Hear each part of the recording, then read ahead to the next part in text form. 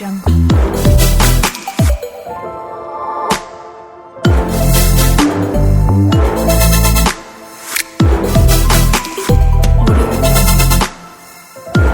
अस्सलामुअलैकुम मोहतरम नाजरीनो सामीन, मैं ग्लोबल मीडिया फोरम की तरफ से और तमाम अपनी टीम की तरफ से अपने तमाम देखने वालों और सुनने वालों को खुशामदीद कहता हूं।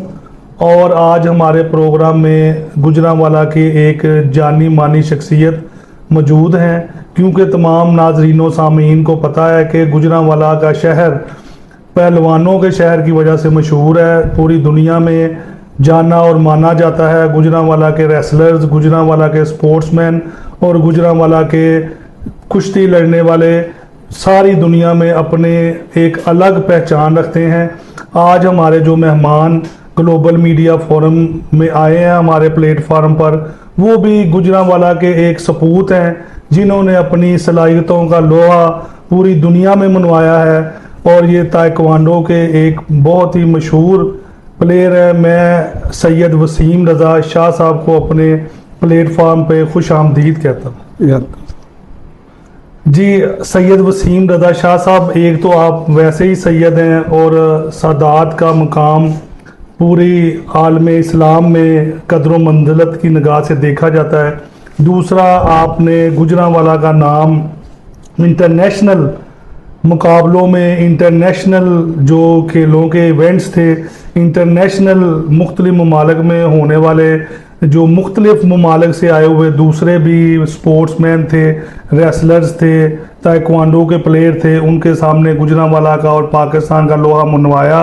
आप इस बारे में क्या कहना चाहेंगे कि आपने अपनी ज़िंदगी का स्पोर्ट्समैन की कहाँ से स्टार्ट किया और कहाँ से आपको इंस्पायरेशन आई, कहाँ से आपको मोटिवेशन मिली कि आप ताइक्वांडो की फील्ड में आए?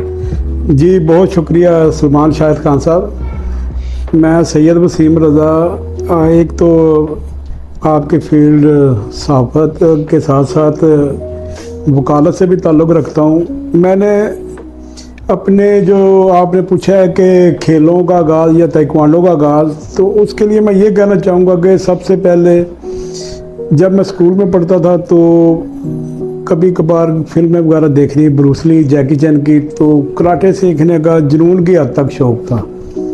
तो मैट्रिक करने से पहले हम मुख्तलिफ कभी गांव में कहीं खाड़ा बना लेना और वहाँ पे खुद अपनी कुश्ती, एक दोस्त होता था मेरा, वो और 3-4 और साथ मिल जाते थे, आपस में कुश्ती वगैरह करते रहते थे। खुद खाड़ा बनाना, उससे रोज़ कसी के साथ गोदना, और ये वो मतलब स्टार्ट था। उसके बाद फिर खुद ही जिमनास्टिक की भी कोशिश करते रहना।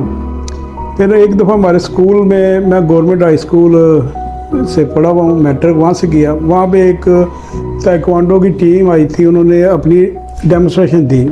उसमें बाबर साहब थे, खालिद सईद साहब थे और साथ उनके और दोस्त थे। उन्होंने वहाँ पे अपनी डेमोस्ट्रेशन दी, उसे देखकर मैं बहुत इंस्पायर हुआ। तो लेकिन यह है कि मैं कुछ शाये भी कुछ ज़्यादा था, इसलिए मैं ना कई दफ़ा जाके शेरांवाला बाग में क्लब थे जिसमें एक में इंतज़ार भट्टी साहब शोतोकान कराटे की ट्रेनिंग देते थे और जूडो की, और उसके साथ रिजवान फाजल साहब थे जो कि हकीम नादरबाद साहब के स्टूडेंट थे। वहाँ पे वो ताइक्वांडो की ट्रेनिंग देते थे। मैं वहाँ पे फिर जाके खड़ा रहता था और देखता रहता था। लेकिन एक दिन मैंने हिम्मत करके एडमिशन ले ही लिया। मैंने कहा जी एडमिशन लेना है, मैंने भी ये सीखना है।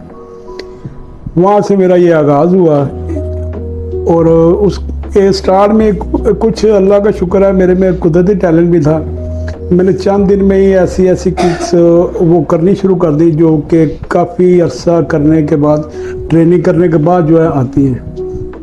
और अपने से काफ़ी सीनियर लड़कों को भी मतलब फ़ाइट्स वगैरह में ना वो हराना या मतलब अच्छी फ़ाइट्स करनी शुरू कर दी। उसके बाद पहले तो मेरा वाइट से, इसके होते हैं बेल्ट कैटेगरीज होती हैं। वाइट के बाद येलो बेल्ट, फिर ग्रीन बेल्ट, ब्लू बेल्ट, फिर रेड बेल्ट, उसके बाद ब्लैक बेल्ट। सबसे पहला जब मेरा टेस्ट हुआ येलो बेल्ट के लिए, तो हमारे उस्ताद लाहौर से हकीम नादरबाद साहब, अल्लाह ताला उनकी मग़फ़िरत फरमाए, वफ़ात पा चुके हैं। और पंजाब में अक्सरियत जो है उन्हीं के स्टूडेंट्स हैं, जितने भी मास्टर्स और वो हैं। और उनके साथ बाबर साहब भी आते थे, लेकिन उस वक्त वो अलग-अलग तौर पे अपनी अपनी खिदमात सर अंजाम दे रहे थे। तो उन्होंने मुझे वाइट बेल्ट से डायरेक्ट ग्रीन बेल्ट प्रमोट कर दिया मेरी परफॉर्मेंस देखते हुए। उसके बाद फिर मैंने अपने ब्लू बेल्ट हुआ, फिर रेड बेल्ट, फिर मैं 90 में मैंने ब्लैक बेल्ट हासिल की। लाहौर में हकीम नादर बादशाह को टेस्ट दिया, वहाँ ऑलमोस्ट 40 के करीब पूरे पंजाब से और पाकिस्तान से लड़कों का एक ग्रुप था जिसका टेस्ट था ब्लैक बेल्ट्स के लिए। वहाँ पे ओवरऑल मेरी उन्होंने मुझे इस ग्रुप में 3rd पोजीशन की वो दी, शील्ड भी, ट्रॉफी और साथ ब्लैक बेल्ट का आज़ाद मैंने हासिल किया। और उसके बाद ये सिलसिला चलता रहा। 92 में मैंने फ़र्स्ट टाइम नेशनल में पार्टिसिपेट किया, लाहौर इकबाल हॉल में नेशनल चैम्पियनशिप हुई। वहाँ पे मैं ट्रायल देकर पंजाब की बी टीम में सेलेक्ट हुआ, काफ़ी ज़्यादा ब्लैक बेल्ट्स में से। और पंजाब की ए टीम में जो हमारे भाई थे वो कल्बे अब्बास, वो उस वक्त तक मुसलसल 8 साल तक अनबीटेबल थे, वो किसी से कोई फाइट नहीं आ रहे थे। और मेरी पहली फाइट उनके साथ आ गई। पहले तो उन्हें डिस्क्वालीफाई कर दिया गया क्योंकि उनके नेल बड़े थे, लेकिन बाद में उनके उस्ताद और दूसरे सब लोगों के कहने पे कि जी ये कभी नहीं फाइट आ रहा, तो इसकी फ़ाइट ज़रूर होनी चाहिए। तो ये डिसाइड हुआ जी फ़ाइट करवा दें। मुझे काफ़ी लोगों ने डराया हुआ था, बहरहाल अल्लाह ताला ने इज़्ज़त दी कि मैं 3 मिनट के 3 राउंड लड़ के वो फाइट उनसे जीत गया। और ये अपने पंजाब की बल्कि पाकिस्तान की हिस्ट्री में फ़र्स्ट टाइम ये हुआ कि वो लड़का पहली दफ़ा कल्बे अब्बास भाई है अपना, पहली दफ़ा वो कोई कंपटीशन में फ़ाइट हारा था जी। क्योंकि एक तो वो स्ट्रेच था और उसकी स्ट्रेचिंग किक्स बहुत अच्छी थी। उसके बाद मैं फाइनल में मेरे साथ एक ट्रेजेडी ये हुई कि मुझे ना दूसरे राउंड में मुसलसल मेरे पॉइंट काट के बलूचिस्तान के लड़के के साथ मेरी फ़ाइट थी, तो मुझे फाइनल हरवा दिया गया। वो उनकी अपनी कोई ना कोई वो होती थी मोनोपोली के किसको कैसे करना है इसमें, क्योंकि रेफरी के हाथ में भी काफ़ी कुछ होता है कि अगर एक खिलाड़ी के एक मकसूद हद तक पॉइंट्स माइनस हो जाएं कि आपने फॉल किया, फॉल का माइनस, तो उसमें वो फिर आपको फाइट से डिस्क्वालीफाई कर सकते हैं। तो ये मेरा पहला गुड लक भी थी और फाइनल में मुझे जो हरवाया गया वो मेरे साथ बैड लक भी थी जी। अच्छा, ये सैयद वसीम रज़ा साहब, ये मुझे बता दें कि आपने अभी जिक्र किया कि मुख्तलिफ कलर्स की बेल्ट्स मिलती हैं और एट दी टॉप जो है वो ब्लैक बेल्ट होती है। तो ये पाकिस्तान में कोई अदारा है जो रैंक में डालता है कि कौन सा प्लेयर किस रैंक में आ गया, या पाकिस्तान से बाहर कोई अदारा है इंटरनेशनल? ये पाकिस्तान ताइक्वांडो फेडरेशन भी इसकी एक मजाज बॉडी है। पहले इसके जो सर्टिफिकेशन थी वो पाकिस्तान ताइक्वांडो फेडरेशन की होती थी, वो सर्टिफिकेट इशू करती थी ब्लैक बेल्ट का। लेकिन इसके साथ साथ इसकी जो वर्ल्ड वाइड बॉडी है उसका नाम इस वक्त WT है, वर्ल्ड ताइक्वांडो, और उस वक्त ये थी WTF, वर्ल्ड ताइक्वांडो फेडरेशन। उनका एक अदारा है कोकीवान जो सियोल में है, वहाँ से कोरिया में वो वहाँ से ये सारी जो है पूरे all over the world certification के होती है। वहाँ से सर्टिफाइड ब्लैक बेल्ट को all over the world certified black belt माना जाता है। उसके लिए आपको टेस्ट देना पड़ता है और एक उनकी कुछ फीस होती है और वो फिर आपको सर्टिफिकेट इशू करते हैं। ठीक है। और वो सर्टिफिकेट जब आपको इशू करते हैं तो इसका मतलब है कि आप सर्टिफाइड ब्लैक बेल्ट हैं। उस वहाँ से पहले फर्स्ट जो डिग्री है ब्लैक बेल्ट फर्स्ट डान की है। इसमें अगर आप अंडर 16 हैं तो वो फिर वो पोम ब्लैक बेल्ट होता है, मतलब अंडर एज ब्लैक बेल्ट। ठीक है। तो आपने दूसरा शाह साहब 2 फिल्म स्टार्स जो मशहूर ज़माना है, हॉलीवुड की फिल्मों में भी काम करते रहे, जैकी चैन और ब्रूस ली, दोनों का नाम लिया आया कि कोरिया के यानी कि साउथ कोरिया के सोल में जो अदारा मौजूद है उससे वो भी सर्टिफाइड है? नहीं, ये आपको मैं इसका बारे में ज़रा वो तस्हीह करता जाऊँ। जैकी चैन और ब्रूस ली का ताल्लुक बेसिकली हांगकांग से था। ये मार्शल आर्ट की मुख्तलिफ किस्में हैं, इनके मुख्तलिफ नाम हैं, इनकी बॉडीज़ हैं, इनकी फेडरेशंस हैं। जैसे कि चाइना में जो होती है उसे कंग फू वुशु कहते हैं ज़्यादा जो होती है, और इसके नाम से मशहूर है वो। ये ब्रूस ली और जैकी चैन ये ही करते थे कंग फू वुशु, अब ज़्यादा वुशु कहलाती है। और इसी तरह जापान में वो इसे कहते हैं कराटे, और उसके आगे काफ़ी किस्में हैं, शोतोकान, अपने क्योकुशिनकाई, और जूडो भी बेसिकली जापान की है। Judo is like a wrestling. और इस कोरिया में जो फेमस है ये है ताइक्वांडो। ये ताइक्वांडो जो है कोरिया की नेशनल गेम है। वहाँ पे मैं 4 दफ़ा जा चुका हूँ, और वहाँ पे हर स्कूल में कंपलसरी है, और वहाँ पे इसकी इवन के PhD तक जो इसमें करवाई जाती है ताइक्वांडो में। तो ये जो ब्रूस ली और जैकी चैन है, बेसिकली ये ब्रूस ली तो बेसिकली खिलाड़ी था, और जैकी चैन के जो आप शायद ना जानते हो, उसने बड़े कठिन हालात में, मतलब कि घर में उनके हालात अच्छे नहीं थे, एक ऐसे सेंटर में उसे दाखिल करा दिया गया। वो वहीं पे रहते थे सारा दिन, कोई दिन में 17-18 घंटे ट्रेनिंग करनी, खाना बहुत कम मिलना। और फिर वो जब जवान हो गया तो वहाँ से वो अपने फिल्म्स वगैरह में ना एज ए एक्स्ट्रा या स्टंट मैन रोल करता रहा, ब्रूस ली की फिल्मों में करता रहा। लेकिन बाद में ये 3 दोस्त होते थे, समोहंग, ब्रूस ली और नहीं जैकी चैन और युआन बाओ, ये तीनों उसी अदारे में रहे हैं। फिर इन्हें चांस मिला तो ये फिल्मों में आ गए, और जिसकी वजह से फेमस हो गए। इन्होंने जो ट्रेनिंग की हुई थी वो बहुत टफ थी, और ऐसे ऐसे स्टंट मतलब जैकी चैन करता था कि आम बंदे के लिए सोचना भी मुश्किल है। और ब्रूस ली ओरिजिनल प्लेयर भी था, लेकिन उसके स्टाइल और उसकी जो रिप्रेजेंटेशन है ना उसमें फिल्म्स में, उसकी वजह से मार्शल आर्ट को बहुत फ़रोग मिला, और बहुत ज़्यादा लोग मुतासर होके इसमें मार्शल आर्ट की सीखने के फील्ड में आए। जी अच्छा, ये बता दें मुझे शाह साहब कि सुनने में ये आता है, मुख्तलिफ रिपोर्ट्स आती हैं मैगजीन्स में, और अब तो सोशल मीडिया का दौर है उस पर भी, कि जो ब्रूस ली है और जैकी चैन है, उन्होंने अपनी ट्रेनिंग के दौरान, फिल्मों की रिकॉर्डिंग्स के दौरान और मुख्तलिफ मुकाबलों के दौरान उनके जिस्म की मुख्तलिफ हड्डियाँ टूटी। और कई दफ़ा तो सुनने में आता है कि जिस्म की ऐसी कोई हड्डी नहीं जिसको टूटी ना हो, जिस पे ज़रब ना आई हो, या जिस्म का कोई ऐसा हिस्सा नहीं जिस पर ज़ख्म ना हो। तो आपको भी अपनी ट्रेनिंग के दौरान, मुकाबलों के दौरान, या जो है वो ट्रेनिंग देते हुए लोगों को कभी हड्डी टूटी हो या ऐसे वाक़यात रूनुमा हुए? जी बिल्कुल, आपने बिल्कुल सही सवाल पूछा है। एक तो जो आपने ये बात किया बिल्कुल सही है। जैकी चैन चूँकि फिल्म में पहले स्टंटमैन के तौर पे आया था, और वो अपने जो परफॉर्म करता था उसके सारे स्टंट वो खुद करता था, और इतने मतलब ख़तरनाक स्टंट होते थे कि उसके जिस्म की वाकई सब हड्डियाँ जो ना टूटी हुई हैं। इवन कि उसके सर में भी बता रहा था सुराख है। और मेरे जो आप कहते हैं तो मेरा भी ऐसे ही हाल था। पहले एक दफ़ा मेरे ये लेग जो याद से मेरे बाईं टांग, हाँ बाईं टांग जो है ना, इसकी जो स्पोर्टिंग बोन होती है ना, मैंने वो 95 में रेलवेज़ की टीम के ट्रायल थे, लड़के को किक मारी, उसने घुटना आगे कर दिया, तो उसके घुटने पे जो है ना मेरे किक लगी है, और ये हड्डी मेरी फ्रैक्चर हो गई। उस वक्त तो नेशनल गेम्स थी, मैं रेलवेज़ की टीम में सेलेक्ट था 95 में, और कोयटा में नेशनल गेम्स खेलने जाना था। तो बस बहुत ज़्यादा जो है ना ज़िंदगी में उतार चढ़ाव आते रहे हैं। बहुत शौक़ था जाऊंगा नेशनल गेम्स में पार्टिसिपेट करूंगा, लेकिन इस हादसे की वजह से मैं उधर पार्टिसिपेट नहीं कर सका।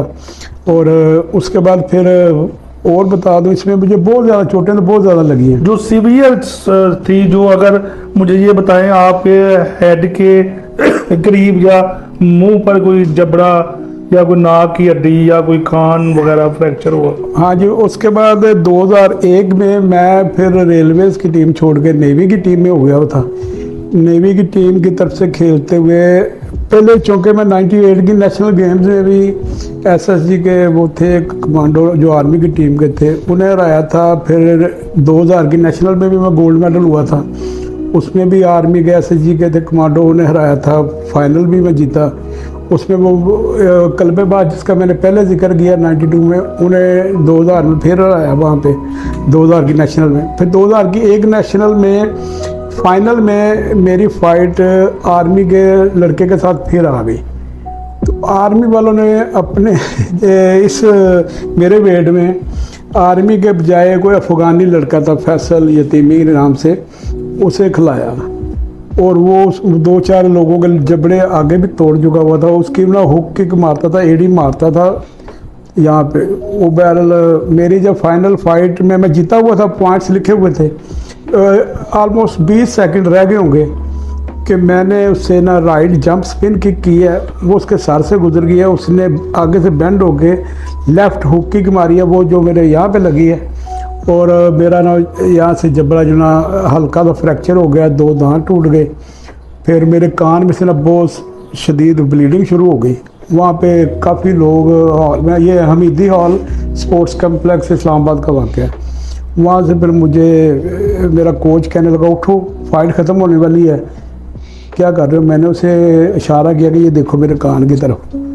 फिर जैसे उन्होंने देखा तो ऐसे कान से तेज़ी से खून बह रहा था और ये सारे मेरे कपड़े जो ना खून से तर थे। वो फिर मैं उठा खड़ा हुआ तो उन्होंने उस वक्त कोरियन हमारे कोच थे, वही उस वक्त रेफरी भी थे, मास्टर चो नाम था, वो आर्मी के भी कोच थे। वहाँ से मुझे मेरे वहाँ पे उस्ताद होते थे, उस्ताद भी बॉस होते थे, उनके साथ मैं रहता था, काम भी करता था, ये ट्रेनिंग वगैरह देता था लोगों को। जलाल हैदर खां, वो मुझे गाड़ी में उठा के हमारे नेवी के हॉस्पिटल E8 में ले गए। वहाँ पे मुझे एडमिट कर लिया गया। बाद में उन्होंने मुझे रेफ़र कर दिया CMH रेफ़र करने के बाद वहाँ पे मेरे मुख्तलिफ टेस्ट हुए। उन्होंने कहा जी ऑपरेट होगा और महीना जो है ना मुँह बंद रहेगा। लेकिन मैंने उसी हालत में ना हॉस्पिटल से चला गया। मैंने कहा मैंने ऑपरेट नहीं करवाना, और मैं वहाँ पे लिख के दे आया कि आई एम नॉट विलिंग। तो वहाँ से आके फिर नेशनल टीम उस वक्त 2001 में पाकिस्तान में सैफ गेम्स होनी थी, उसके ट्रायल्स भी हो रहे थे। मैं भी वहाँ पे हमीदी हाल में जाकर दोबारा बैठ गया। वो उस नेशनल के बाद उस वक्त मुझे बहरहाल सिल्वर मेडल दिया गया फिर, क्योंकि मैं फाइनल में उससे वो हुआ था, मुझे जब चोट लगी है। तो वो ट्रायल्स हो रहे थे, मैं बाहर बैठा हुआ था। ट्रायल होने के बाद जब टीम सेलेक्ट उन्होंने कर ली, नेशनल टीम सैफ गेम्स के लिए 2001 में, तो वो मास्टर चो जो कि ट्रायल ले रहा था, उसकी नज़र मेरे पे पड़ी कि मैं उधर गैलरी में बैठा हूँ। उसने मुझे भी बुला लिया। उसने मुझे बुला के साथ खड़ा कर दिया कि ही इज़ आल्सो सिलेक्टेड।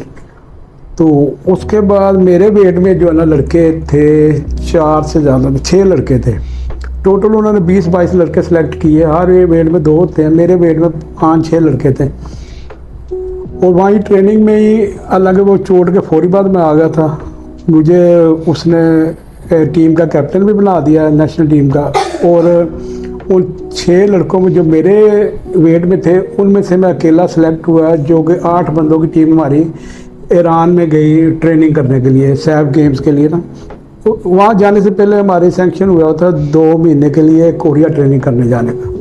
लेकिन हमारे जाने से पहले कुछ लोग, उस वक्त तक कोरिया का वीज़ा नहीं था, एंट्री थी। हमारे जाने से पहले कुछ लोग वहाँ पे चले गए ताइक्वांडो के नाम पे, कुछ 40-45 से एक ही जहाज़ में, और वो वहाँ पे जाके इवेंट से गायब हो गए। तो वो फिर हमारे यहाँ पे वो DG स्पोर्ट्स बोर्ड थे, ब्रिगेडियर उनका नाम था, ब्रिगेडियर अब्बास नाम थे कुछ, उन्होंने फिर हमारा टूर जो है ना कोरिया से कैंसिल करके मैं ईरान भिजवा दिया। वहाँ पे फिर हमने वहाँ पे मुख्तलिफ अदारों में जाके ट्रेनिंग की उनके नेशनल खिलाड़ियों के साथ। वहाँ पे वर्ल्ड चैम्पियन थे उनके, आदिसाई, मजीद अफलाकी वगैरह इस तरह के ना, उन लोगों के साथ हमने ट्रेनिंग की। फिर रमदान में हमने एक कंपटीशन भी खेला, और फिर उसके बाद वापस आए। तो वापस आए हैं तो यहाँ पे वो 9/11 हो गया। 9/11 होने की वजह से अमेरिका में जो ट्विन टावर से वो टकराए थे जहाज़ हमारे, वो कुछ अरसे बाद ना सैफ गेम्स को मुलतवी कर दिया गया। तो ये अच्छा, ये शायद जी मुझे ये बता दें वसीम साहब कि आपने जैसे जैकी चैन और जो दूसरे बड़े मशहूर बताए कि उनको देख के आपने ब्रूस ली के आप इस फील्ड में आए, तो उनकी आपने मुआशी तंगी और मुआशी मसाइल का बताया कि उन्होंने अपनी जब इस फील्ड में आए, जब फिल्मों में जाने से पहले उन्होंने बड़ी मुआशी तंगी देखी। तो आपके जो इस फील्ड में आने के बाद, क्योंकि आपको पता है, खुद बखूबी आप जानते हैं कि जो भी स्पोर्ट्समैन है या जो भी पहलवान है या जो भी अपने जिस्म का ख्याल रखता है, उसे मुनासिब खुराक चाहिए होती है, उसे एक एक्सरसाइज का टाइम चाहिए होता है, उसके अलावा उसे एक कह लें कि पुरसकून नींद भी चाहिए होती है अपने बॉडी को मेंटेन करने के लिए और मुकाबलों में हिस्सा लेने के लिए। और ये काम उस वक्त ज़्यादा मुश्किल होता है जब कोई भी शख्स किसी टीम में सेलेक्ट होने से पहले, किसी जॉब पे जाने से पहले प्राइवेटली तौर पर अपने जो तमाम मुआशी मसाइल हैं उनको खुद हल कर रहा होता है। तो आपका सोर्स ऑफ इनकम क्या था जिस वजह से आप जिससे आपने ये सारे मसाइल अपने हल किए? ये बहुत आपका सवाल ऐसा है जो कि टफ भी है मेरे लिए, क्योंकि हालात इतने नहीं थे अच्छे, और उसके साथ साथ सारा कुछ सेल्फ फाइनेंस पे था। अब तो खिलाड़ियों को बहुत ज़्यादा सहूलियात हासिल है, मैट लगे हुए, हमने तो मिट्टी पे ट्रेनिंग की, घास पे ट्रेनिंग की, और फीस भी देते थे, पैसे दे के यूनिफॉर्म भी देते थे। अब तो इवन के यूनिवर्सिटी लेवल तक स्पोर्ट्स बेस पे अच्छे खिलाड़ियों के लिए ये फ्री है सारी।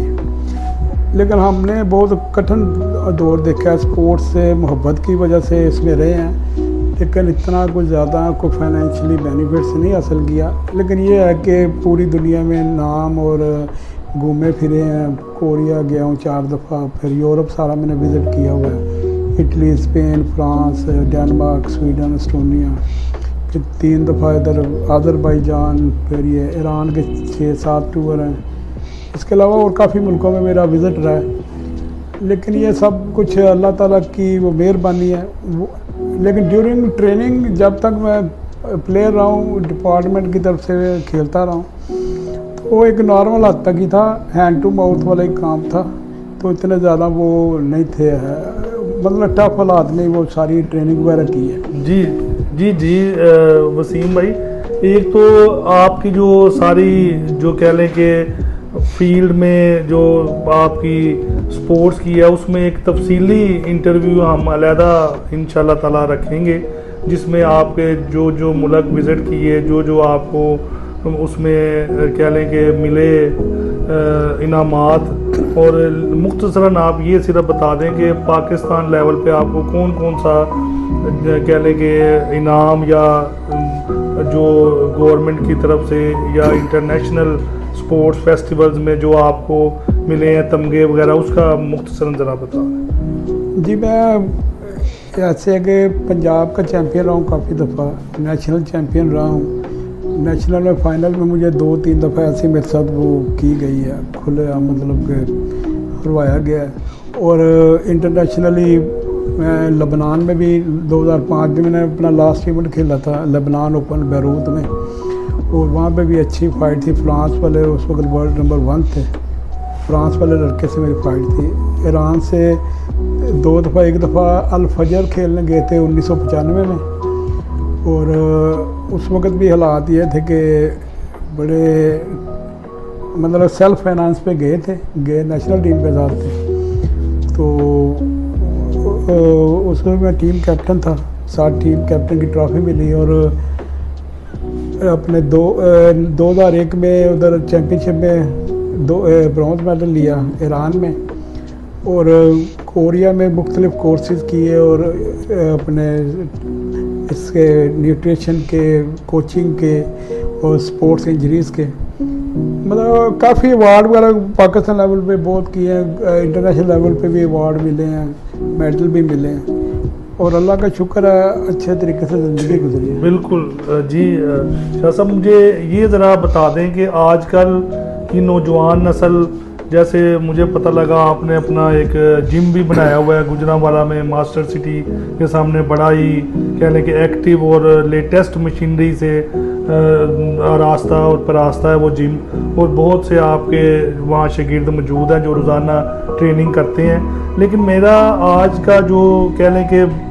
बहुत ही ज़रूरी और बहुत ही अहम सवाल आपसे ये है कि पिछले दिनों भी पता लगा कि एक पाकिस्तान में बहुत बड़ी ड्रग डीलर जो थी वो गिरफ्तार हुई अनमोल पिंकी के नाम से, और उसके जो तमाम कह लें या 99% जो उसके ख़रीदार थे ड्रग्स के वो नौजवान नस्ल थी, जिसमें ज़्यादा जो है यूनिवर्सिटियों, स्कूलों और कॉलेजेस के मेल और फीमेल दोनों जो है लोग वो शामिल थे, तलबा तालबात। और उसके अलावा गाय बगाए ये पता लगता रहता है, आप तो खुद भी इस्लामाबाद जैसे आप बता रहे हैं काफ़ी देर वहाँ ट्रेनिंग के सिलसिले में अपने जो है मुख्तलिफ इवेंट्स के सिलसिले में रहे, तो वहाँ भी पता चलता रहता है कि मुख्तलिफ ड्रग डीलर्स पकड़े गए हैं जो मुख्तलिफ ज़रा से, यानी कि कोई थ्रू जो ये मोबाइल फ़ोन्स डिलीवरी देता है, कोई जो है ये कह लें कि जो मोटरसाइकिल पे जो सप्लाई देते हैं मुख्तलिफ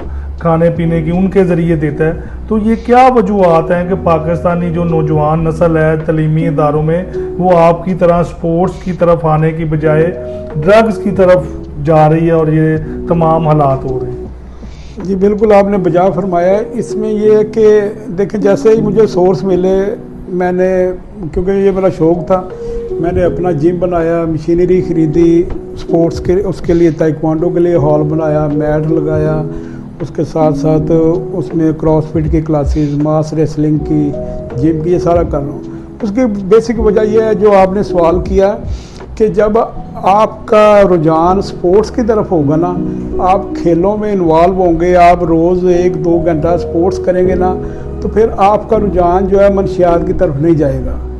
और ये जो अक्सरियत मनशियात के इस्तेमाल करती है या ये जो ड्रग डीलर्स वगैरह इनके जो शिकार हैं वो लोग होते हैं जो मतलब कि कोई खेल कूद वगैरह या कोई स्पोर्ट्स वगैरह में दिलचस्पी नहीं लेते। पहले ये स्टार्ट सिगरेट से होता है, फिर आस्ते आस्ते बढ़ता काम, आपको पता है ये सारी इससे भी रिलेटिव चीज़ें हैं, आगे फिर वो हशीश, कोकीन, ये आइस वगैरह इनमें चले जाते हैं सारे। और स्टूडेंट्स को बहुत ज़्यादा उन्होंने फोकस किया हुआ है कि जी ये इजी टारगेट है और अच्छे ख़ानदानों के लड़के जाते हैं, पैसा भी होता है उनके पास, वैसे साथ उनके यार दोस्त भी साथ देखा देखी ऐसे लग जाते हैं। जैसे कि आजकल आपको पता है कि आइस का बहुत चर्चा है, आइस की वजह से बहुत से ख़ानदानों के नौजवान जो हैं वो तबाह हो चुके हैं। तो मेरी आपके तवज्जो से ये अपील है तमाम नौजवानों से, पेरेंट्स से, कि अपने बच्चों को कोई ना कोई स्पोर्ट्स में पार्टिसिपेट करवाएं और वो रोज़ 1-2 घंटे के लिए अपनी बॉडी को इसमें एग्जॉस्ट करें, ताकि वो इनका रुझान मनशियात की तरफ ना जाए बल्कि उनका रुझान खेल की तरफ रहे। जी। अच्छा, वसीम साहब ये मुझे बता दें आप कि क्या वजूहत हैं, क्या हुकूमत ने, तो आप देख रहे हैं कि पंजाब में तो स्पेशली जो मनशियात फरोशों के ख़िलाफ़ क्रैक डाउन किया हुआ है, और बड़ी मशहूर एक टर्म जो चल रही है वो ये है कि जो मनशियात फरोश हैं, आप तो ख़ुद भी आपने बताया कि कानून की डिग्री भी आपके पास है, उसमें मनशियात फरोश जब अदालतों में पेश होते हैं तो उनमें से अक्सर की टांग भी एक जो है वो टूटी होती है, उसके ऊपर एक प्लस्तर या वो कह लें कि उसे कहते हैं कि एक ढांचा जिसे लोहे का उन्होंने रॉड्स डाले होते हैं, उसे लेके आते हैं। डेटरेंट पनिशमेंट्स उन्हें मिल रही हैं, लेकिन उसके बावजूद भी जो तलीमी अदारों में हुकूमत की तरफ से क्या लोगों को मोटिवेशन नहीं है, या तलीमी अदारे में जो उनके तलीमी अदारे के हेड ऑफ डिपार्टमेंट्स होते हैं, जो उनके प्रिंसिपल हैं, उनके डायरेक्टर्स हैं, जो टीचर्स हैं, वो नौजवानों को मोटिवेट नहीं करते स्पोर्ट्स की तरफ आने के लिए, एक्स्ट्रा करिकुलम एक्टिविटीज़ के लिए, या कोई सोशल मीडिया के उसके ऊपर इफ़ेक्ट्स हैं, कोई उसके अलावा आपकी कह लें कि जो लोगों के साथ आपकी दोस्ती हैं, जो आपकी कंपनी है, वो उस पर असर डालती है आपका। तो क्योंकि नौजवानों से रोज़ाना रब्ता रहता है, आपके जिम में आते हैं, आपकी एकेडमी में आते हैं, आप उनको ट्रेनिंग देने के लिए जाते हैं।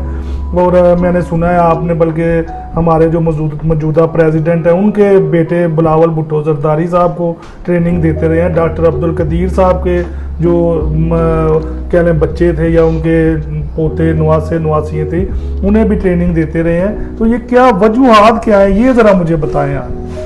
वजूहत मुख्तलिफ हैं इसमें। सबसे पहले तो आपने 3-4 सवाल इकट्ठे कर दिए हैं। जो स्कूल के जो ये इंस्टीट्यूशन हैं अपने यूनिवर्सिटी वगैरह, जो प्राइवेट अदारे हैं उनका जो मेन होता है वो रुझान उनका होता है फ़ीस कलेक्शन की तरफ। हालांकि ये कोई भी तालीमी अदारा है, सबकी ये ज़िम्मेदारी है कि वो इसके बारे में सेमिनार बार बार करें, बार बार उन्हें इस चीज़ का एहसास दिलाएं कि ये नशा जो है ये आपके लिए, आपके एक बंदे के लिए ख़तरनाक नहीं होता, उसकी पूरी फैमिली जो है उसकी वजह से सफ़र करती है। तो कोशिश ये होनी चाहिए कि उन्हें इस बारे में अवेयरनेस के साथ साथ बार बार उन्हें इसके बारे में अमली कोई ऐसे प्रोग्राम तरतीब दी जाए जिससे वो उनको हो कि हमने इस चीज़ की तरफ नहीं जाना। क्योंकि एक तो सबसे पहले ये यारी दोस्ती की वजह से इसमें जाते हैं। कोई दोस्त कोई अच्छा है वो कर रहा है तो वो उसके साथ फिरते हैं, वो आपको इसमें साथ इन्वॉल्व कर लेता है। दूसरे आप शुगल मेले में या वैसे ही देखा देखी करते हैं, बाद में आप उसमें उसके पक्के आदी हो जाते हैं। मैंने खुद अपने जिम में देखा है, चंद दफ़ा ना मैंने 1-2 लड़कों को देखा, वो उन्होंने साथ वो पकड़ा होता है इलेक्ट्रिक डिवाइस, वाइप। हाँ वाइप, वो ना करते करते ऐसे मैंने उन्हें कहा कि आप यहाँ पे आए हैं, आप ट्रेनिंग करने के लिए आए हैं, दूसरे लोग भी आ रहे हैं, आपकी वजह से जो नॉन स्मोकर है वो डिस्टर्ब हो गए। आपने ये काम यहाँ पे आए हैं ये करने के लिए नहीं आए, इसको छोड़ने के लिए आए हैं, आप ये ना करें। और इसके बाद आपने वो बच्चों के बारे में ट्रेनिंग के कहा, तो मैं इस्लामाबाद के वो किसी और सेशन में रखेंगे प्रोग्राम। वैसे मैं बताता चलूँ कि जब बेनज़ीर प्राइम मिनिस्टर थी तो वो बिलावल हमारे पास वहाँ पे ट्रेनिंग करने आता था हमारे क्लब में, और वो स्कूल में पढ़ता था, वहाँ पे भी वो ट्रेनिंग करता था। और वो हमने एक डेमोस्ट्रेशन दी स्कूल की जना स्टेडियम इस्लामाबाद में, वहाँ पे जरदारी साहब थे चीफ गेस्ट, उन्होंने कहा ये इवनिंग में भी आया करेगा। और मास्टर जलाल हैदर खान जिनके साथ मैं होता था वो फिर हमारे क्लब में आके वहाँ पे ट्रेनिंग करता था। और उसके अलावा फिर कलीम इमाम साहब साबिक IG, उनके भी बेटे नौफल वासल वगैरह भी मेरे पास ट्रेनिंग वहाँ पे करते रहे हैं। और कदीर खान साहब की नवासी थी, वो भी ट्रेनिंग करती रही हैं, उनके बल्कि वाइफ बहुत अच्छी खातून थी, वो भी आगे पास बैठी रहती थी। इसके अलावा और बहुत सी शख्सियात के बच्चे जो है ना मेरे पास वहाँ पे मिनिस्टर्स के, और इस्लामाबाद क्लब में भी हमारा क्लब रहा, वहाँ पे भी बहुत बड़े आते रहे ट्रेनिंग, क्योंकि शुरू से स्पोर्ट्स ही रहा है कनेक्शन। उसके बाद मैं जब गुजरांवाले शिफ्ट हुआ हूँ 2006 में, तो वहाँ यहाँ पे फिर मैंने अपना बिज़नेस शुरू कर दिया। कुछ मसाइल थे ख़ानदानी, वो हल हुए ज़मीनों वगैरह के, और मैंने फिर यहाँ पे आके अपने कारोबार में, फिर उसके बाद मैं सहाफ़त भी की। फिर यहाँ के हालात देखते हुए मैंने कहा कुछ ऐसा होना चाहिए कि किसी भी ऑफिस में जाओ आपकी बात नहीं सुनी जाती, और कोई भी बंदा जो है आपको पता है काम करने को तैयार नहीं। एक सवाल आपका रह गया, उसका भी मैं भी जवाब देता हूँ। और इसको देखते हुए फिर मैंने लॉ में दाखिला लिया, और प्रीमियर लॉ कॉलेज से मैंने 2020 में ये अपने लॉ की डिग्री मैं इंटरप्ट कर रहा हूँ। इस आपकी जो तमाम जो एजुकेशनल करियर है और जो आपका स्पोर्ट्स के हवाले से करियर है, क्योंकि आपने बहुत से इवेंट्स किए, बहुत से फील्ड्स में यानी कि आपने कार नुमाया सर अंजाम दिए, उसके लिए एक स्पेशल जो कहते हैं सीरीज़ ऑफ प्रोग्राम्स होगी जिसमें वो आएगा। मेरा जो आज स्पेसिफिक जो क्वेश्चन है वो आपसे ये है कि वो क्या वजूहत हैं कि जो वालिदैन अपने बच्चों पर तवज्जो दें, टीचर्स उन्हें जो है मोटिवेट करें, हुकूमत मोटिवेट करे कि वो मंशियात की तरफ ना जाएं और आपकी तरह एक ज़िम्मेदार स्पोर्ट्समैन बने और अपने मुल्क और अपने शहर और अपने इलाके का नाम रोशन करें। इस पर ज़रा आप रोशनी डाल दें। मेरी वालिदैन से और स्कूल के जो भी मुंतज़िम होते हैं, उनके टीचर्स होते हैं, उनसे भी ये गुजारिश है कि वो इस चीज़ पे ख़ुसूसी तवज्जो दें। वालिदैन जो है आजकल हर की मसरूफियात बहुत ज़्यादा बढ़ गई हुई है। असल में उसकी मसरूफियात ये है कि बंदा कुछ कर भी नहीं रहा और हर बंदा मसरूफ़ है। उसकी वजह है ये हमारा मोबाइल फ़ोन, इसमें हर वक्त पेरेंट्स भी उसी में गुम हैं, बच्चे भी उसी में गुम हैं, गेम्स, और किसी को किसी का पता नहीं। बेसिक वजह तो ये है कि इस मोबाइल के बेजा इस्तेमाल की वजह से वालदैन बच्चों पे भी नहीं तवज्जो दे रहे, क्योंकि काम से जैसे ही वो फारग होते हैं, उन्हें टाइम मिलता है वो भी अपना मोबाइल पकड़ लेते हैं, और बच्चों ने तो ऑलरेडी पकड़ा होता है, और ना दें तो घर में लड़ाई झगड़ा और ये वो। तो इसमें यही है कि जब आपका ये मुस्तकबिल है, आपके बच्चे, अगर आप इन पर नज़र नहीं रखेंगे, इन पे तवज्जो नहीं देंगे, इनकी एक्टिविटीज़ को नहीं जज करेंगे, तो फिर मुस्तकबिल में आपको इसका खमियाजा भुगतना पड़ सकता है। जी बिल्कुल शाह साहब, बड़ी आपने मोतदल, बहुत ही कह लें कि सीखने वाली लोगों के और बहुत ही इंफॉर्मेटिव गुफ्तगू आपने की। मैं आपका बहुत शुक्रगुजार हूँ कि आप हमारे प्लेटफॉर्म पर तशरीफ़ लाए और अपनी कीमती वक्त में से जो है हमारे लिए टाइम निकाला और अपने बिज़ी स्केड्यूल को छोड़ कर आ जाए। और मैं अपने नाजरीन और सामीन का आखिर में शुक्रगुजार हूँ कि उन्होंने हमारा प्रोग्राम देखा, और मैं उनसे ये कहूँगा कि आप हमारे चैनल को ज़्यादा से ज़्यादा लाइक, सब्सक्राइब और शेयर करें, और अपनी क्वेरीज जो भी हैं हमारे प्रोग्राम के मतलब, जो हमारे आज गेस्ट आए थे सैयद वसीम रज़ा शाह साहब एडवोकेट, जो एक माया नाज स्पोर्ट्समैन है, उनके मतलब अगर कोई क्वेश्चन है तो वो आप हमें हमारे जो इनबॉक्स है और उसमें शेयर कर सकते हैं अपने व्यूज़ और अपने मशवरे।